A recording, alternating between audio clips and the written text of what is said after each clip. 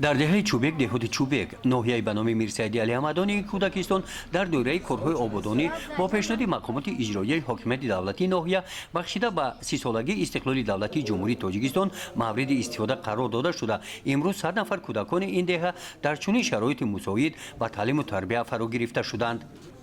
از فعالیت کودکستان در این دهات ساکنان مخصوصا مادران خرسند بوده شکرگزاری از دولت نموده برای مهیا نمودن چنین شرایط مساعد برای تعلیم و تربیت فرزندانشان در این دهه دوردست از حکومت مملکت میnnتدار هستند.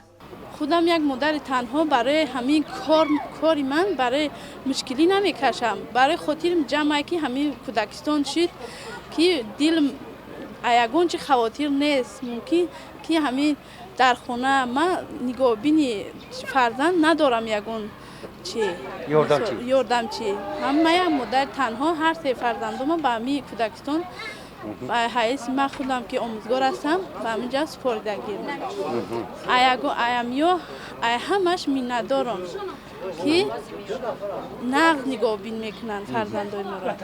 در این کودکستان 4 نفر مربی ها با معلومات عالی تخصصی با کار جلب گردیده. موافق سن سال برای جلب نمودن دقت کودکان ماموریت کودکستان صفخانه ها را موافق ذوق کودکان و طلبات های برنامه تعلیمی با تجهیزات های عیانی جهازانیده شرایط مساعد تعلیم را اینجا فراهم آوردند. مشغولیت ها طبق برنامه تعلیمی که از جانب وزارت معارف و علم تاجیکستان تصدیق گردیده است با استفاده واسطه های عیانی براه مانده شدند.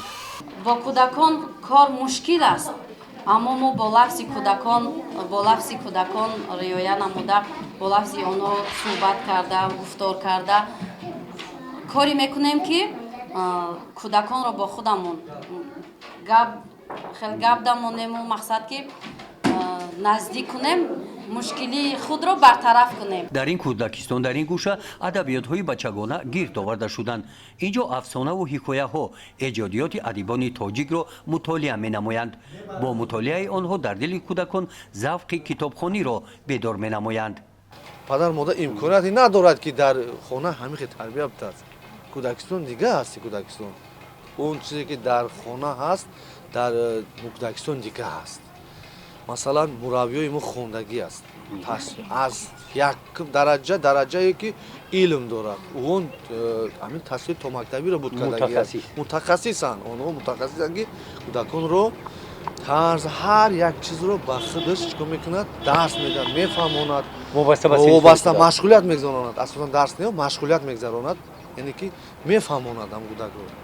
طرز سلام دادن، طرز معاشرت کردن، طرز مثال قرائت کردن با طریق آواز خیلی خوب است. این مؤسسه تا مکتبی فصل زمستان همه صنفخانه هایش با گرمی تامین میباشند زیرا که ماموریت کودکستان با دوره تیرماه و زمستان سالهای 2025-2026 هنوز فصل تابستان آمادگی دیده است.